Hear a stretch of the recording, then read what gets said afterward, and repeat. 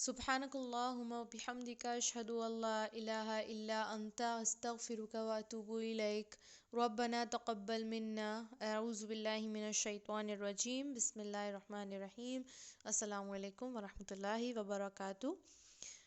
پچھلے لیسن میں ہم صبر کے بارے میں پڑھ رہے تھے کہ کتنا زیادہ ضروری ہے، اور تمام حدیثیں ہمارے سامنے آتی ہیں جس میں کہ صبر، اگر ہم اس کے بارے میں ایک بھی واقعہ پڑھ لیں تو ہمیں یقین نہیں ہو پائے گا کہ کس طریقے کا، کتنی ایکسٹریم کنڈیشنز میں صحابہ کرام نے اور تمام انبیاءوں نے اور تمام اللہ تعالیٰ کی نیک بندوں نے، عورت ہو یا مرد ہو، کس طریقے سے مشقتوں کا سامنا کیا ہے۔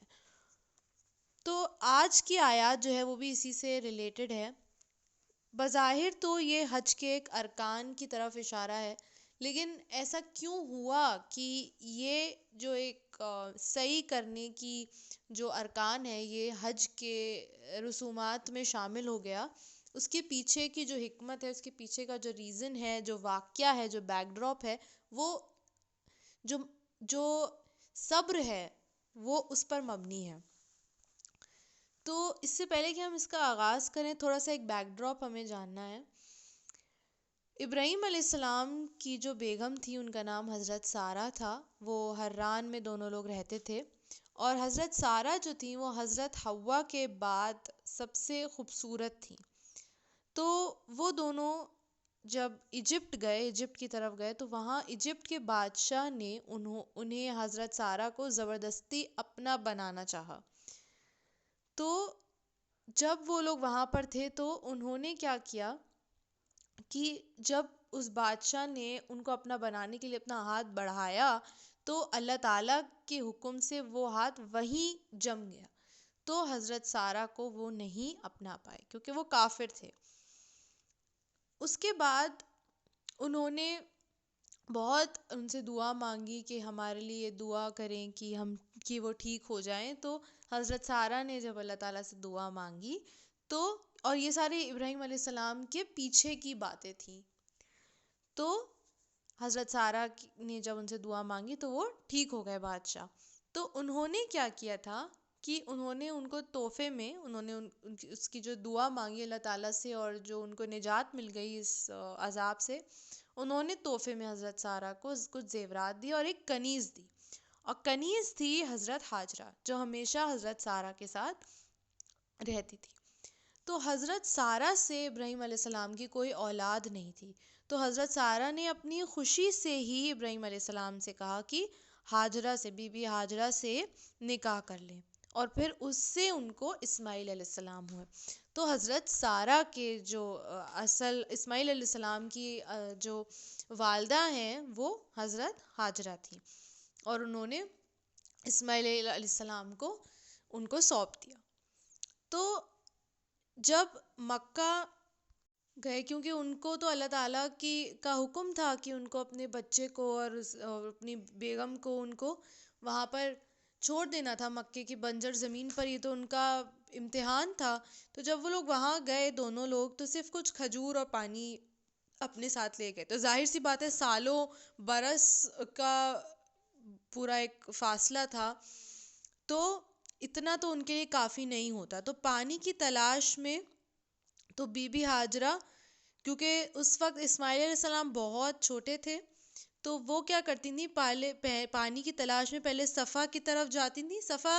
صفا اور مروہ یہ دو چٹانیں ہیں مکے میں، تو پہلے وہ صفا کی طرف جاتی تھیں، وہاں پر چڑھ کر پانی ڈھونڈتی تھیں، پھر مروہ پر چڑھتی تھیں، اور بچہ جو تھا وہ پیاس سے بلک رہا تھا۔ تو آپ یہ چیز امیجن کریے کہ ایک ایسی جگہ ہے جہاں پر کوئی نہ انسان دکھ رہا ہے، نہ کوئی ایسا ریسورس دکھ رہا ہے، نہ پانی کا کوئی سورس ہے، آس پاس جنگل ہی جنگل ہے، زمین بالکل بنجر ہے، اور ایک ماں جو ہے وہ اپنے بچے کو ایک جگہ بٹھا کے بار بار ادھر سے ادھر چکر کاٹ رہی ہے۔ اور جو لوگ حج پہ گئے ہوں گے تو وہ فاصلہ کافی لمبا فاصلہ ہوتا ہے، وہ تھوڑی دیر چلتی تھیں اور پھر اپنے بچے کو دیکھتی تھیں۔ تو کیفیت آپ سوچ سکتے ہیں اس ماں کی کیا کیفیت ہوگی کہ اس کا بچہ پیاس سے بلک رہا ہے، اس کو ظاہر سی بات ہے خود کو بھی پیاس لگ رہی ہے، لیکن وہ پھر بھی صفا مروہ کے چکر کاٹ رہی ہے پانی کی تلاش میں. تو یہ آزمائش نہیں ہے تو کیا ہے؟ ہمارے لیے اتنے ایزیلی ہمارے ڈسپوزل پہ ہوتا ہے ہمارے لیے پانی، اور ہر تمام چیزیں، ہر اچھی سے اچھی چیز ہمارے ڈسپوزل ہوتی ہے، ہمارے سامنے ہوتی ہے. تو ہم کو کسی چیز کی فکر کرنے کی ضرورت ہی نہیں پڑتی. ہم منہ سے بولیں گے اور وہ ہمارے سامنے آ جائے گی. پانی تو پھر بھی ایک نیسیسٹی ہوگی، اس کے آس پاس کی غیر ضروری چیزیں بھی ہمارے اتنی آسانی ہو جاتی ہے، ہماری ریچ میں ہو جاتی ہے، اور یہ تو پانی جیسی چیز. تو یہ جو ان کا صحیح کرنا تھا اور بار بار اپنے بچے کو دیکھنا تھا، یہ اللہ تعالیٰ کو بہت پسند آ گیا، کیونکہ وہ شکوے شکایتیں نہیں کر رہی تھیں. اس وقت میں بھی ان کے دل میں توحید تھی، اس وقت بھی ان کے دل میں شکر تھا، اس وقت بھی ان کے دل میں ایک اخلاص تھا، اخلاص کے ساتھ اللہ تعالیٰ کو پکار رہی تھیں. اور یہ میں تھوڑا سا آؤٹ آف کانٹیکسٹ ہے، لیکن میں اس چیز کو بتانا چاہوں گی کہ آگے کی چیز کہ آپ کو سمجھ میں آئے کہ ایسا کیوں ہوا کہ یہ ایک ارکان میں شامل ہو گیا. تھوڑی دیر بعد انہوں نے دیکھا کہ چیخیں جو تھیں بچے کی رونے کی وہ بند ہو گئی، اور جب انہیں جہاں جا کر دیکھا تو اللہ تعالیٰ نے جبریل علیہ السلام کو وہاں پر ریسکیو کے لیے بھیج دیا تھا، کیونکہ یہ صرف امتحان تھا. ہم سب بھی جو اس وقت مصیبتوں میں ہیں، یہ صرف ہمارا ایک امتحان ہے. اس کے بعد اللہ تعالیٰ ہم سب کی مدد فرمانے والا ہے. بس ہمیں کیا کرنا ہے؟ اخلاص کے ساتھ اللہ تعالیٰ کو یاد کرنا ہے. وہ اگر ہم نے کر دیا تو کوئی بھی چیز پرماننٹ نہیں ہے. کہتے ہیں نا دس ٹو شیل پاس. جس نے رو کے کاٹا اس کو بھی کاٹنا ہے، جس نے ہنس کے کاٹا اس کو بھی کاٹنا ہے. کاٹنا دونوں کو ہی ہے. اگر آپ نے ہنس کے کاٹے تو جلدی کٹ جائے گا، آسانی سے کٹ جائے گا. اگر رو رو کے کاٹا تو بہت مشکل سے کٹے گا. کاٹنا تو آپ نے ہی ہے. بس اخلاص کے ساتھ اللہ تعالیٰ کو یاد کرنا ہے. تو جبریل علیہ السلام نے اپنا پر زمین پر مارا اور وہاں سے چشمے پھوٹے، پانی کے چشمے پھوٹے وہاں سے. اور اتنا زیادہ پانی ہو گیا کہ بی بی ہاجرہ نے کہا زم زم، زم زم یعنی کہ ٹھہر جاؤ. تو آج تک وہ چیز عبرت کے لیے وہیں پر ہی اللہ تعالیٰ نے محفوظ کر دی. اور اس آزمائش پر جو صبر ہے اس کا اجر مل گیا ان کو. شوہر کے بغیر اتنے چھوٹے بچے کے ساتھ بنا کسی ریسورسز بالکل ویرانے میں رہنا بہت بڑی آزمائش ہے. تو جہاں پر بھی وہ چڑھیں اس کو اللہ تعالیٰ نے شاعر اللہ کہا. ٹھیک ہے کہ حج اور عمرہ کے وقت یہاں پر طواف کرنا، وہاں پر سعی کرنا، یہ بہت ضروری ہو گیا ہے کسی کے لیے بھی. تو اس لیے اللہ تعالیٰ نے فرمایا کیا ان الصفا والمروہ من شعائر اللہ. ٹھیک ہے، تو یہ جو ہے صفا مروہ کرنا بہت ضروری ہے. اللہ تعالیٰ نے ہم پر جو ہے یہ لازم کر دیا ہے. کیونکہ پہلے کیا ہوتا تھا کہ جب دور جہالیت تھی تو وہاں پر ان دونوں چٹانوں پر بت تھے، اور لوگ جو تھے ان کا طواف کرتے تھے. اس لیے جو مسلمان لوگ تھے یہ اس پہ حرج کرنے لگے کہ یہاں پر تو بت تھے، ان کی لوگ پوجا کرتے تھے اور ان کے طفیل میں یہاں طواف ہوتا تھا، تو اب ہم اگر طواف یہاں پر کریں گے تو کہیں ایسا نہ ہو کہ یہ تو شرک ہو جائے. تو یہ بہت ہی جینوئن کنسرن تھا. لیکن اس کے بعد اللہ تعالیٰ نے یہاں وضاحت کر دی کہ یہ کرنا لازم ہے تم پر، اور انفیکٹ حج اور عمرہ کے ارکان پورے ہی نہیں ہوں گے جب تک یہ چیز نہیں کی جائے گی. تو وہاں پر صحیح کرنا ہم پہ لازم ہے، 7 چکر کاٹے جاتے ہیں وہاں پر، اور یہ ساری چیزیں کرنا ہم پر لازم ہو گیا ہے. پھر اللہ تعالیٰ نے فرمایا فَإِنَّ اللَّهَ شَاكِرٌ عَلِيمٌ. اللہ تعالیٰ شاکر ہے، قدردان ہے، ایکنالج کرنے والا ہے. اللہ اگر ہم نے پہلے پڑھا نا، ہم اللہ کے لیے کچھ بھی کریں گے، اپنے آپ کو پیچھے کر کے، دوسرے لوگ کو پیچھے کر کے، دنیا داری کو پیچھے کر کے اللہ تعالیٰ کے لیے کچھ بھی کریں گے، اللہ تعالیٰ بہت قدردان ہے. ہمیں جو ہماری اچھائی ہے اس کا ہمیں اجر 2 گنا 4 گنا اور اس سے بہت بڑھ کے بے شمار گنا بڑھ کے اللہ تعالیٰ عطا کرے گا. پھر انہوں نے بتا دیا کہ ان الذین یکتمون ما انزلنا من البینات والہدی من بعد ما بیناہ للناس فی الکتاب. تو وہ لوگ جو ہماری اتاری ہوئی کھلی نشانیوں کو چھپاتے ہیں، حالانکہ ہم نے ان کو ہر طریقے سے ان کو سمجھانے کی کوشش کی ہے، ہدایت دینے کی کوشش کی ہے، تو یقین رکھو کہ اللہ تعالیٰ ان پر لعنت بھیجے گا. اس پر لعنت ہوگی اللہ تعالیٰ کی، اور سارے لعنت دینے والوں کی بھی لعنت ہوگی. تو ان سارے لوگوں کی بھی لعنت ہے، اللہ تعالیٰ کی لعنت سب سے اوپر ہے ان لوگوں کے اوپر. تو بے فکر رہو کہ اللہ تعالیٰ کی لعنت ہوگی، اور اللہ تعالیٰ کی لعنت اگر کسی پر ہو گئی تو اس کو جہنم کی آگ سے، قبر کے عذاب سے، مشکل زندگی سے، خوفناک موت سے کوئی نہیں روک سکتا ہے، کوئی نہیں بچا سکتا ہے. آج کل فریڈم آف سپیچ کے نام پر دین کا، قرآن کا، نعوذ باللہ اللہ تعالیٰ کو لوگ کرٹیسائز کرتے رہتے ہیں. تو یہ سب کیا ہے؟ جس کی تخلیق میں کوئی کمی نہیں ہے، جس کے قبضے میں ہماری جان ہے، اس کے بھیجی ہوئی ہر چیز بالکل کامل ہے، بالکل سچ ہے، اس کے دین میں کوئی کمی نہیں ہو سکتی. یہ علم کو چھپانا جو ہے یہ کبیرہ گناہوں میں سے، اور اس کو مولڈ کر کے بتانا اور زیادہ بڑا گناہ ہے. یہ علماء جو یہود کے علماء تھے وہ سب لعنت کے مستحق ہیں، یہ اللہ تعالیٰ نے فرما دیا، اور اللہ تعالیٰ کی لعنت کے مستحق ہیں. اور جب اللہ تعالیٰ فرماتا ہے کہ لوگ بھی ان پر لعنت کریں گے تو ان کی زندگی بھی اچھی نہیں ہو سکتی، اگر ان کو لگتا ہے کہ ان کی زندگی اچھی ہو جائے گی. آپ سے کوئی بات پوچھی جاتی ہے، آپ کو معلوم ہے تو آپ ضرور بتائیں، چاہے آپ کو لگے کہ یہ ہمارے اگینسٹ جا سکتا ہے. اگر میں نے اس کو سچ بتا دیا تو یہ جو ابھی میرے فیور میں ہے یہ میرے اگینسٹ ہو جائے گا، لیکن اس کی دشمنی لینا صحیح ہے، اس کی دشمنی لینا بھاری نہیں پڑے گی. اللہ تعالیٰ کی لعنت اللہ نہ کرے، خدا نہ خواستہ اگر ہمارے پر ہو گئی تو ہمارے لیے کوئی رسپائٹ نہیں ہوگا، ہمارے لیے کوئی ہیون نہیں ہوگا، کوئی سیف پلیس نہیں بچے گی، کہیں نہیں ہم جا کے چھپ سکیں گے، کہیں جا کے کہیں سے بھی ہم دلاسا نہیں اپنے آپ بٹور سکیں گے. کوئی راستہ ہمارے لیے نہیں بچے گا اگر وہ راستہ بند ہو گیا تو. ایسے لوگوں کو جو ہے آگ کی لگام پہنائی جائے گی آخرت کے دن. تو اللہ نہ کرے ہم ان لوگوں میں سے ایسا ہوں. تو علم کی جو روشنی ہے اس کو نشر کرنا ہماری ذمہ داری ہے، اور ہم اس کے جواب دہ ہیں کہ اگر کسی نے ہم سے کوئی چیز پوچھی ہے تو ہم نے اس کو صحیح صحیح بات بتائی ہے یا نہیں بتائی ہے. دوسروں کی رہنمائی کا ذریعہ بن کے کوشش کریں. کوئی ہم سے کوئی چیز پوچھنے آئے، سوال ہی آیا تو اس کو انٹرٹین کریں،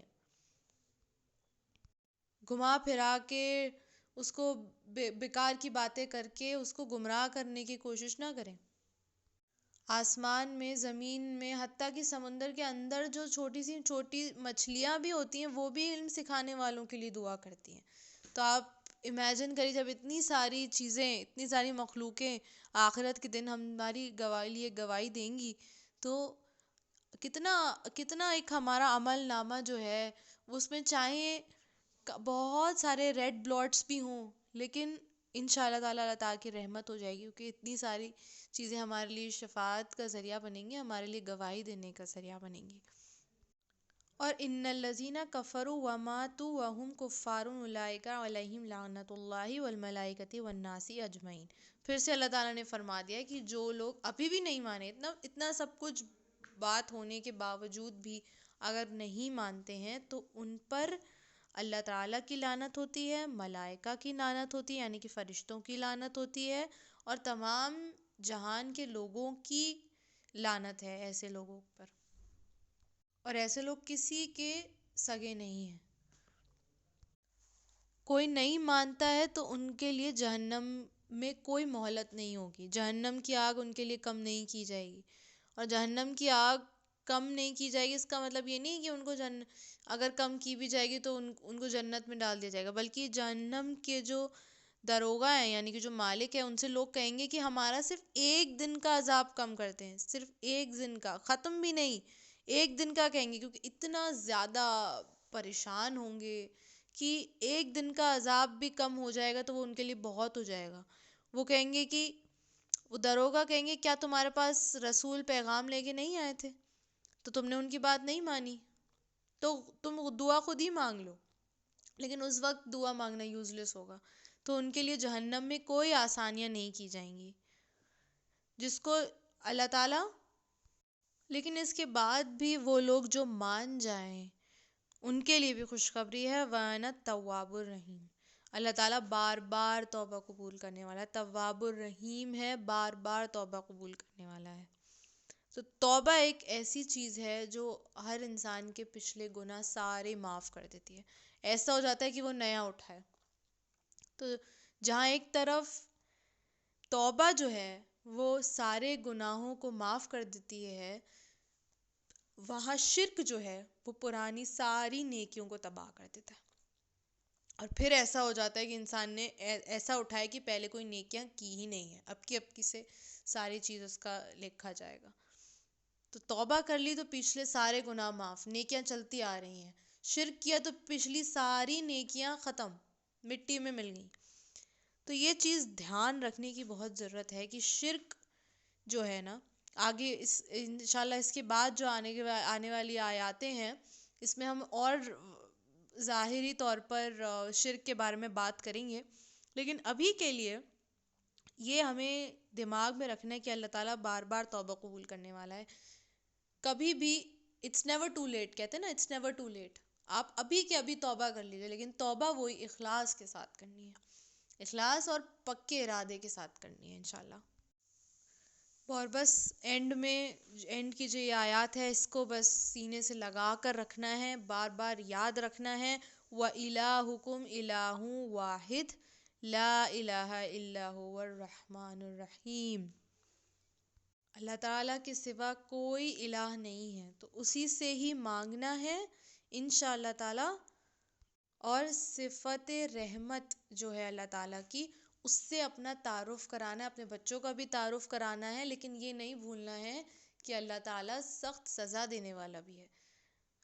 اللہ تعالیٰ کی رحمت بہت بڑی ہے، بہت زیادہ بڑی ہے، لیکن اگر کسی کے دل میں یہ چیز فار گرانٹیڈ ہو گئی تو پھر اس کو آگ سے کوئی نہیں بچا سکتا۔ تو دونوں چیزیں ہمارے سامنے آ رہی ہیں، ساتھ ساتھ آ رہی ہیں، اکٹھے آ رہی ہیں، تو ہم ایسا نہیں کہہ سکتے کہ ہمیں چیز سمجھ میں نہیں آئی، دونوں چیزیں ساتھ میں آئی ہیں۔ ایک طرف یہ بھی بتا دیا گیا کہ اللہ تعالیٰ رحمت ہے، اللہ تعالیٰ کی بہت بڑی، اللہ تعالیٰ بار بار توبہ قبول کرنے والا ہے۔ دوسری طرف یہ بھی بتا دیا کہ اگر نہیں مانتے ہیں، یہ جو کافر لوگ ہیں یہ نہیں مانتے ہیں، تو ان کے لیے جہنم میں کوئی مہلت نہیں ہوگی، کوئی کسی چیز کی ان کو آسانی نہیں دی جائے گی۔ تو دونوں چیزیں ہمارے سامنے ہیں، اور اب ہمیں ڈیسائیڈ کرنا ہے کہ توحید پر چلنا ہے یا دنیا کی جو ایک فیشن ہے، دنیا کا پومپ اینڈ شو ہے، اس کو ہمیں چیز کرنا ہے۔ وآخر دعوانا ان الحمد للہ رب العالمین۔ السلام علیکم ورحمۃ اللہ وبرکاتہ۔